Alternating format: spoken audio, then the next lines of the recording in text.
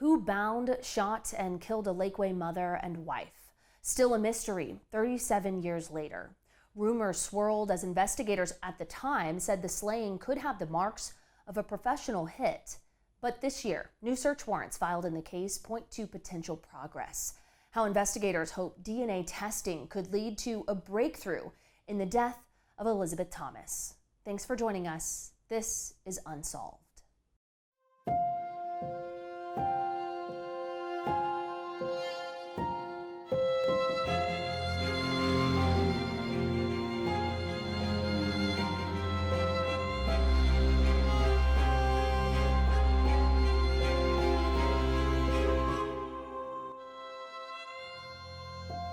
On April 11, 1988, Elizabeth Thomas's husband, James, and their 14-year-old daughter arrived home to Lakeway from a trip out of town to find Betty gone. They say items from her purse were strewn in a hallway, blood was on the floor of the den, their car was missing, and a safe was open with thousands of dollars missing. 2 days later, that car was found in the parking lot of a hotel in Austin. Betty's body found in the trunk. She appeared to have been bound and shot. That was 37 years ago, and the mystery still lingers. Joining me now is Lieutenant Jason Brown with the Lakeway Police Department. He oversees their Special Operations Division. So thank you so much for being here. We appreciate you having us. So talk to me about when you were put on this case. What was that like, and where do you go from there? Yeah, so at the time I was a sergeant over our Criminal Investigations Division. So I was handling investigations and supervising those investigating other cases. And about 2008, 2009, my supervisor was about to retire. And so the week that he retired, he came into my office with these giant boxes and sat them on my desk and was like, "Here's your unsolved homicide case. Good luck with this." And so, as you can imagine, it's full of records and photographs and all sorts of things connected to this case that I had to pour through over time. What does this case mean for the department? I imagine you all don't have a ton of unsolved homicides in Lakeway. Right, yeah. So as you can imagine, Lakeway is a very safe community. So over the past 50 some odd years of existence, we've had, about 3 homicides in total. So to have this one case that's remaining unsolved, it gives us that extra drive to get this solved and to work on it as hard as we can to bring closure. So set the scene for us, for folks who were not in Lakeway or had never been there, especially back in 1988. What was the city like then? What was the area like? And what was hearing about a crime like this like? Right, so back in 1988, again, the city was still fairly young. It started as a resort-style community. A lot of older folks that were coming out, retiring from the Houston area, from Austin, from Dallas. So it was a very laid-back community, very close-knit community, geographically separated from Austin. Of course, that's changed a lot since then. But it was a quiet community, and so when this happened, of course, it had a significant impact, and having people questioning like their safety and how this would impact the city as it continued to grow. Now tell us about Betty, who she was. Reporting at the time, interviews with her family, they described her as bright, as someone who loved people, who enjoyed doing things. What else do we know about her and her family? Yeah, so Miss Thomas was a mother and a wife. She had a couple children. At the time that this happened, one of her children were actually, her daughter was due to give birth at any moment down in Houston.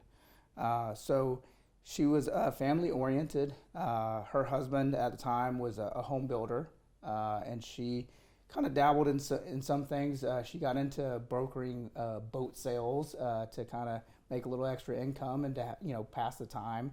But yeah, she was, from what I understand from her family, very loving person that would give her shirt off her back to help you. And going through this case and learning the victimology stuff has had an impact on other parts of the family that didn't quite know her as well, or talking with some of the witnesses and stuff, and really making it more personal.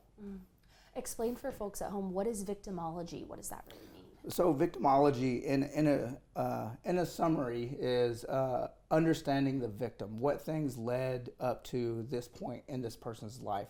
Not to say that they were directly related to the outcome or what happened to them, but understanding them as a person to help build a picture of who that person was and what things were going on in that person's life that culminated in this event. So bring us to that event, April 11th, 1988. What happened that day? Yeah, so April 11th, 1988, that afternoon, the first indication that we got as a police department was a call from Ms. Thomas's husband, James. So James called us and said that his wife was missing. So officers got out to their residence and learned from him that him and his daughter had traveled to Tyler, Texas that morning. And when they returned home that afternoon, he discovered that their garage door was open and his wife's car was not in the garage as it normally is. And then he went inside the house and discovered what appeared to be the scene of a disturbance or a fight. There was a large pool of blood on the floor and some other things that were misplaced in the office area of the residence that led him to believe that something bad had happened there. Talk about, we know from reporting at the time that there was money taken from a safe, that contents of her purse seemed to be scattered about, as you said. What were police on the scene's initial thoughts about what had happened? Right, and so when the officers first get to the scene and they're trying to assess, like it's actually kind of difficult to figure out what is normal. Is it normal, like you said, there's a safe there? Is it normal for the door to the safe to be open? Nobody knows that except the people that live there, right? But going through the reports and the officers' notes, it did appear at initial glance that it could have been like a robbery.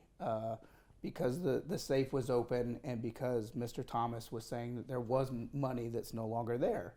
But there were other things, other personal effects in that room and in the hallway leading out of the house that contradicted it being a robbery. For instance, there was money and jewelry that you would think typically somebody robbing a residence would have taken those valuable items, yet they remained. So taking all of those things into consideration, you're trying to build a theory or at least a working explanation as to what happened in this room. But yeah. The other big mystery, which I'm sure was troubling for officers but also her family, she was not there. Right. And so they immediately sent out a broadcast pretty much nationwide, but specifically pointed in the Austin metro area looking for her and her vehicle, which was a white Jaguar. And so, obviously we knew something really bad had happened. And obviously she's missing, her vehicle's missing. So those are the next steps to try to find her and find out what happened. So 2 days later, there is a big breakthrough. Explain what happened on April 13th. Right, so on April 13th, there was a gentleman at the Hilton Hotel on Middle Fiskville Road in Austin who had seen the news and seen the news broadcast about this missing person and this missing vehicle. And he saw a white Jaguar in the parking lot of the hotel, so he picked up the phone and called Austin Police Department. So Austin Police, they had a unit respond. They confirmed that was in fact Ms. Thomas's vehicle. And then they started bringing in additional resources to then canvass the area and process the vehicle as a potential crime scene. So they, instead of processing the vehicle right there in the parking lot, they essentially towed the vehicle back to a lab for the sheriff's office, where they then could continue the process. Were there any main theories or leads at the time? What were officers thinking at this point had happened? This is one of those truly kind of whodunit cases. There were no real known enemies to Miss Thomas. Again, she led a pretty quiet life for the most part. Along the way, there were suggestions from the public and from other people within each of the families that it might have something to do with this or it might have something to do with that. But we never, at least in the 80s when this happened, they never really formally solidified any of those theories. It just, none of the things lined up. Again, you look for, a relationship between the victim and a spouse, right? And you look at, again, a potentially a robbery or burglary scene, but along each one of those theories, there were discrepancies that didn't line up, that don't line up to this day. So trying to piece all those things together, again, even today, we keep our focus wide open because we don't know. We don't know until we get that final piece of evidence that ties it all in together. Then we start building that theory based on the physical evidence. You mentioned some of the rumors that swirled around this case. We know at the time investigators said it had the marks of a professional hit, potentially. Was that a thought or a concern that this had been a professional murder? Those suggestions did come in, and it was considered, and like any other lead, we followed up on that, or they followed up on that. At the end of the day, there was no physical evidence that suggested that was true. Mr. and Miss Thomas, they did spend some time in Las Vegas. They would take trips to Las Vegas and gamble and stuff like that, but there was no physical or digital evidence that suggested that any of that or anything related to professional hits or anything like that was related to this. One other thing that caught a lot of attention at the time was that Mr. Thomas's father had also died in a suspicious manner, and it's our understanding that case is also still unsolved. That's correct. So Mr. Thomas's father was found with a gunshot wound down in Bexar County, and that case remains unsolved at this point. Is there any link between those two cases that you all know of at this point? At this point, we don't have any indication that those two incidents are related other than just similarities. Did rumors or speculation about this case prove to be a barrier at any point? Were you chasing leads that just weren't real, or did some of that investigating help?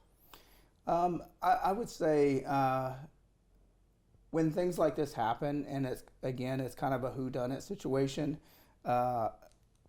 all the tips that we get in, as ridiculous as they may sound in the moment, we follow all of those because you never know, like, which one of these tips is going to be the right one, the one that leads to the suspect. And so I wouldn't say they were barriers. I would say it does have an impact on personnel and resources.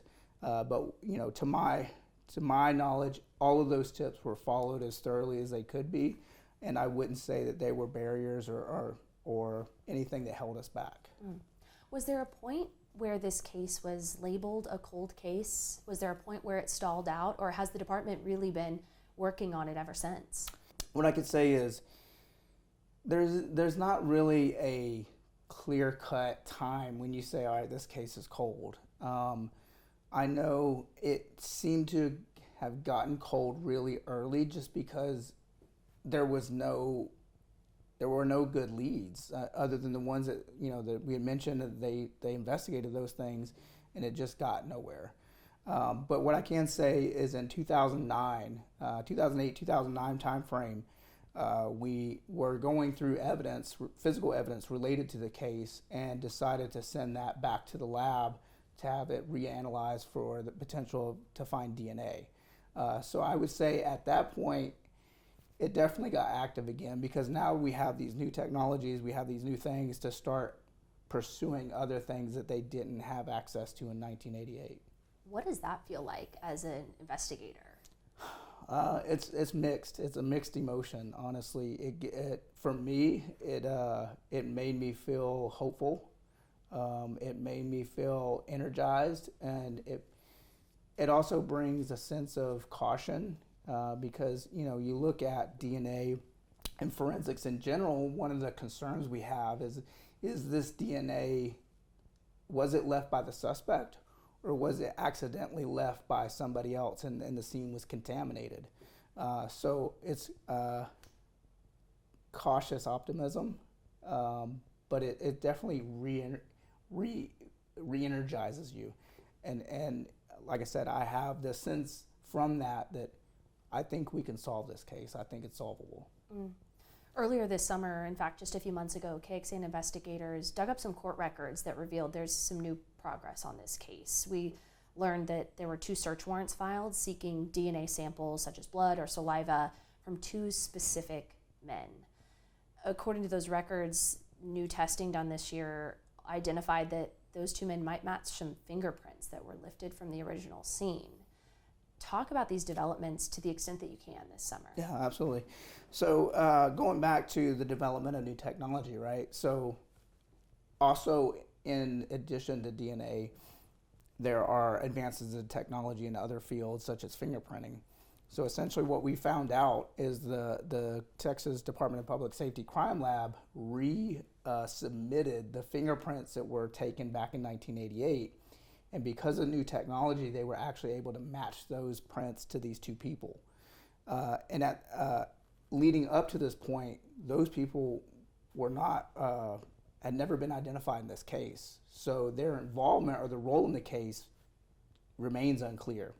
So that being said, when you have those fingerprints and you have this unknown DNA profile, the thought was to get those people's DNA to compare it to the DNA sample that we found at the scene to see if there are any, correlations there.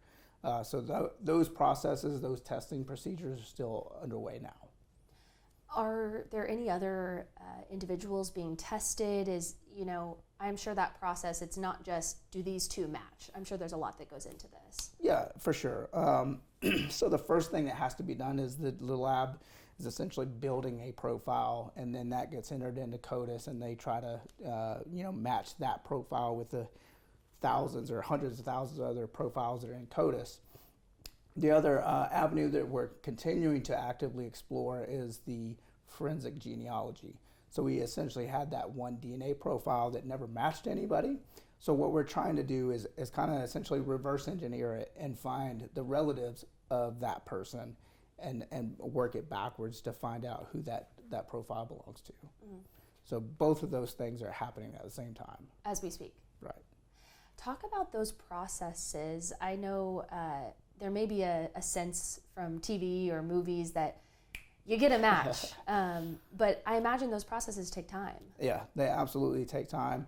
When you look at using state resources like the DPS Crime Lab, they do amazing work, but that lab is doing work for thousands of other cases. And so, the process itself is time consuming. And when you go outside of the public sector, like the crime lab, and you do it at a private lab, well, those processes are faster, but now they cost more money. And so, balancing those things out and finding the right avenue to go to is sometimes a challenge. But in the end, I know our city was committed to doing whatever it took, no matter how much it costs, to bring this case to a resolution. Talk about what these updates have been like for the family, if you can, delivering the fact that there is motion happening in this case. I think it brings a sense of hope and a sense of reassurance that not only are they from their standpoint, not only are the police department taking this seriously, but they're actually making some progress. And so I have a regular conversation with Ms. Thomas's daughter to give her updates on what's going on, and that's always a good conversation. And even if it's not great news, it's good to again give her the assurance that we're still looking into this, we're still trying. And so having that component again kind of be the driving force is a good thing. I'm sure that keeps you all working on it, keeps you all motivated. I do want to ask a few other details from these search warrants that were recently filed. They noted that the 2 men identified by those prints had no reason, it appears, to have been at the crime scene. Correct. And so again, they were previously unidentified. They weren't listed anywhere in our reports as witnesses or family members or anything like that. But the items that the prints were taken from back in 1988 were items that were recently purchased. So there's a potential that their prints being on those things are explainable in a completely innocent manner. And again, that's where it goes back to you're mixing, new technology and new processes with old school detective work and asking questions and finding out, where did you get that thing from? Where was that purchased from? And explaining in a reasonable way why those things would have existed. How difficult is that kind of old-fashioned police work when you're talking about a time gap of 37 years? It is challenging. It is really challenging. Not only getting access to records that are that old, but even reading those records. I've read hundreds of phone records, for instance, for cell phone records, and I to the point where I'm fairly proficient with seeing it and understanding it. But when you look at phone records from 1988, they look entirely different. And so you're having to retrain yourself to figure out what does all this mess mean. So, dealing with that, and again, dealing with, companies have retention records, and they typically aren't 30 years long or 40 years long. They're about a year to 2 years before they, dispose of records. So definitely a challenge. And relying on the investigators from back in 1988, hoping and that they got the information then and that it's safe at this point. How much of the conversations that you're having with people are relying on folks' memory and having to dig back into what were you doing in 1988? I imagine that can be a difficult conversation too. Oh yeah.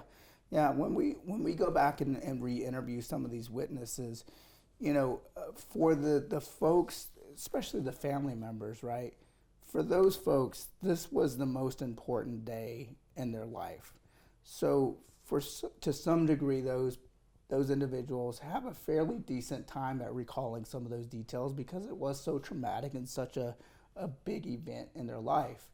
For the folks on the peripheral, not so much, and I spoke with a police officer, as a matter of fact, randomly ran into a police officer that was the officer who was initially called to the hotel where they found the vehicle.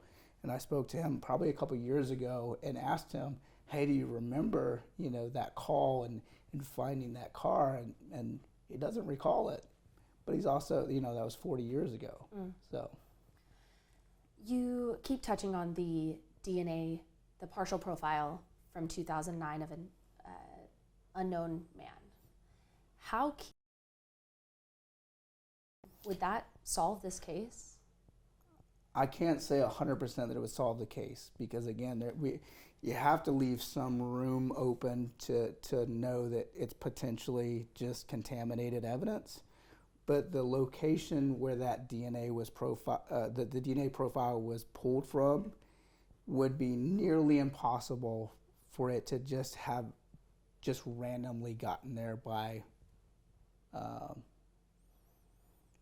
casual means, right?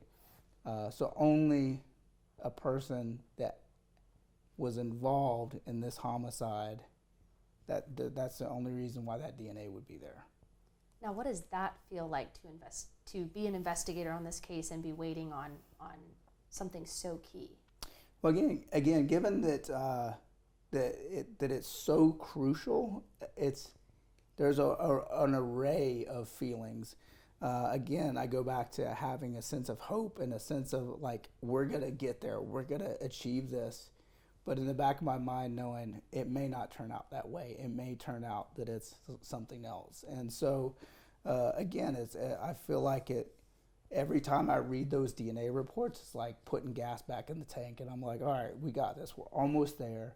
We can do this. We just have to keep the gas on the foot on the pedal. We'll note for our audience that you're not naming the location of that DNA for investigatory reasons. But talk to me. It sounds like what you're saying is that the technology strides that have been made over the last 20 years might really make all the difference in this case. Absolutely.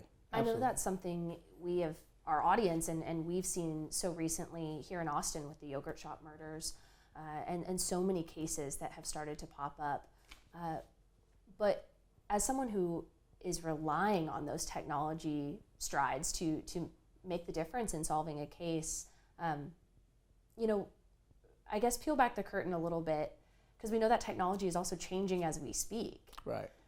Yeah, and we've had cases, and I've read about cases as well, where you could have had collected DNA, say 10 years ago or even 5 years ago, and sent that to a lab, and maybe not gotten a profile based on that.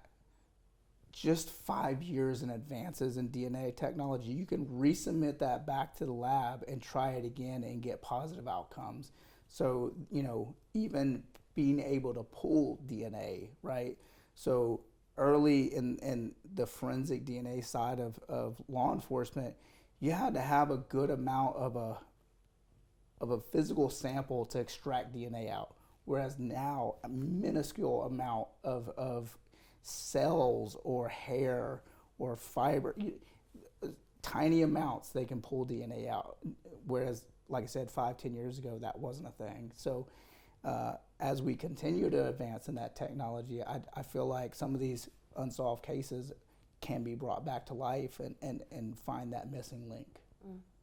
Is there anything else about Mrs. Thomas's case that you want people at home to know? We know they're going to be interested in rooting for a resolution for you all, for her family, but anything else you think they should know about it? I mean, I think we covered the gist of the case. I think if I had a message to anybody watching this, it would be to, talk with your friends and family that might have been living in Lakeway or Austin in that time frame that recall this going down. Those people might have a critical piece of information that we didn't have in 1988. And if they do, we would love to hear from them. Even no matter how small they think it might be, it could be that tiny piece of information that breaks this whole thing open. Again, we're heavily relying on physical evidence, DNA, fingerprints, and stuff like that.